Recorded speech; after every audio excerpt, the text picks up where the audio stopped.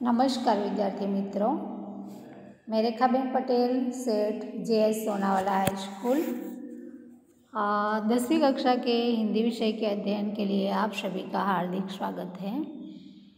आज हम हमारे पाठ्यपुस्तक का 16वां पाठ चोरी के बारे में चर्चा करेंगे।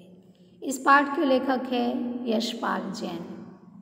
यशपाल जैन का जन्म सन 1912 और मृत्यु सन 2000 में हुआ था।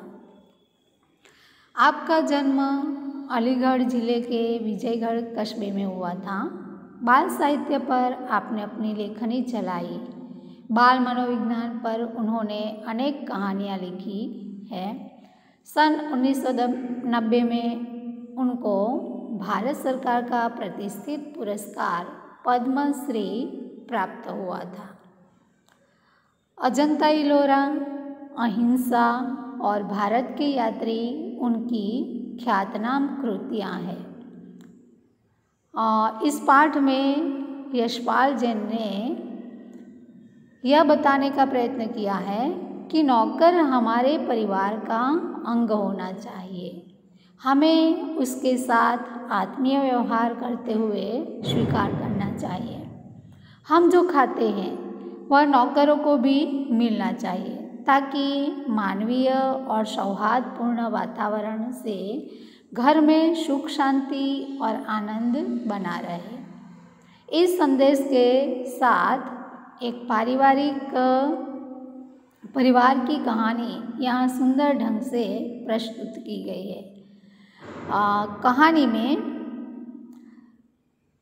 पात्र है बिंदु, जो घर का नौकर है,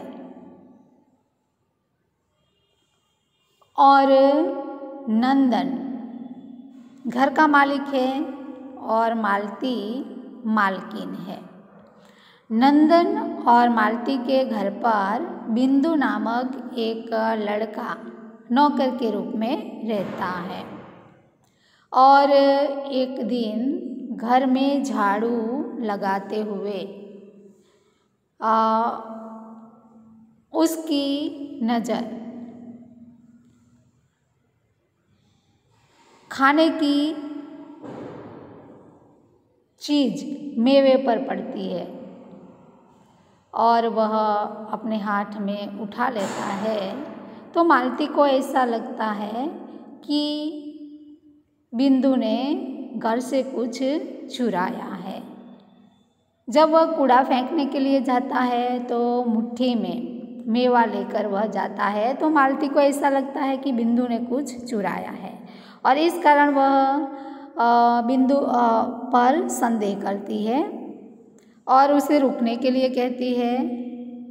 तो बिंदु और भी तेज़ी से चलने लगता है और बात यहाँ तक बढ़ जाती है कि मालती का शक विश्वास में बदल जाता है और वह यही समझती है कि उसने ज़रूर घर से कुछ चुराया है। वह अपने पति से शिकायत करती है और बाद में उन्हें कहानी के अंत में पता चलता है कि बिंदु ने घर से कोई कीमती चीज़ नहीं चुराई थी, बल्कि खाने की लालच में, छोटा लड़का है, खाने की लालच में नीचे पड़ी हुई थोड़ी सी मेवा उन्होंने उठा ली थी। तो यहाँ पर लेखक क्या कहना चाहता है कि अगर हम हमारे घर के नौकरों के साथ आत्मीय व्यवहार करें, हम जो खाएं वही खाना उन्हें भी दे तो वे कभी घर में हाथ चोरी करने का प्रयत्न नहीं करेगा।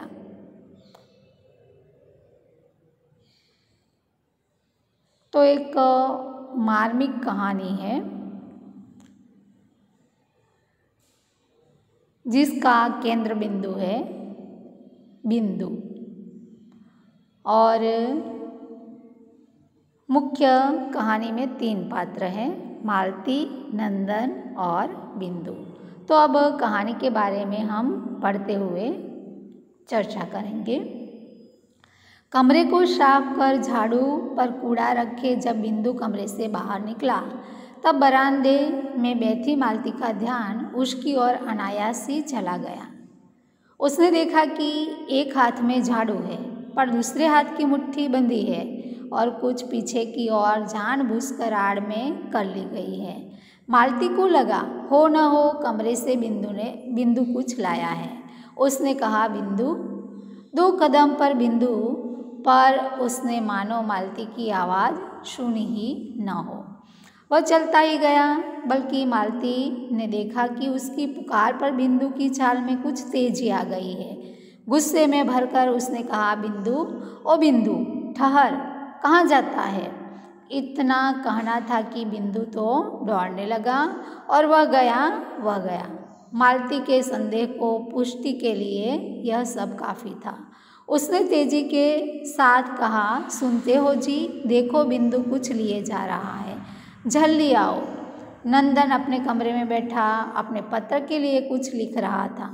मालती का यो चिल्लाना उसे अच्छा नहीं लगा और उसने चाहा कि टाल दे, पर मालती माने तब न। एक सपाटे में वह कमरे में आ गई और बोली झटपट उठो, देखो बिंदु मुट्ठी में दबाए कुछ ले गया है। नंदन ने कलम एक और रख दी और जैसे किसी ने जबरदस्ती पकड़कर उठा लिया हो वह उठा। कमरे से बाहर आया तो देखता क्या है कि बिंदु लौट कर आ रहा है। एक हाथ में झाड़ू है, दूसरा रीता है। रीता का अर्थ होगा विद्यार्थी मित्रों खाली, और नीचे लटका है। उसे देखते ही मालती उबल पड़ी। क्यों रे बिंदु के बच्चे, मैं गला फाड़ती रही और तू रुका तक नहीं। बोल हाथ में क्या ले गया था? तो बिंदु घर में झाड़ू लगा रहा था, तब उसने क्या देखा, घर में थोड़ी सी मेवा पड़ी थी तो खाने की लालच में वह उसे उठा लेता है। जब कूड़ा फेंकने के लिए बाहर जाता है तो उसके एक हाथ में कूड़ा था और दूसरे हाथ की मुट्ठी बंद थी। तो मालती को ऐसा लगता है कि बिंदु ने घर से कुछ चुराया है। उसने बिंदु को पुकारा तो बिंदु की चाल में कुछ तेजी आ गई। मालती को गुस्सा आया और उसने कहा कि बिंदु, ओ बिंदु ठहर, कहाँ जाता है?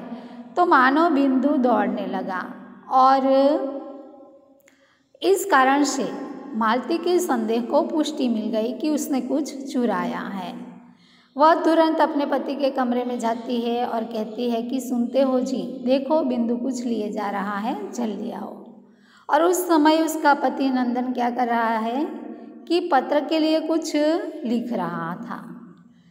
मालती का चिल्लाना उसे अच्छा नहीं लगता है, वह उसे टालना चाहता है, परंतु मालती मानती नहीं है और वह कहती है कि झटपट उठो, देखो बिंदु मुट्ठी में दबाए कुछ ले गया है। नंदन कलम एक और रख देता है और ज़बरदस्ती मानो उसे किसी ने पकड़कर उठा लिया हो उस प्रकार उठता है और कमरे से बाहर आता है और देखता है तो बिंदु लौटकर आ रहा है। उसके एक हाथ में झाड़ू है और दूसरा हाथ खाली है, नीचे लटका है। मालती बिंदु को देखते ही उबल पड़ती है। उबल पड़ना का अर्थ होगा गुस्सा होना। वह कहती है कि मैं गला फाड़ रही हूँ। गला फाड़ना भी एक मुहावरा है, जोर से चिल्लाना। तो वह कहती है कि मैं गला फाड़ रही हूँ और तू सुनता ही नहीं है, रुका तक नहीं। वह कहती है कि बोल तू हाथ में क्या ले गया था। तो विद्यार्थी मित्रों, आज हम इतना ही पढ़ेंगे। आगे के वीडियो में हम आगे के पाठ की चर्चा करेंगे। नमस्कार।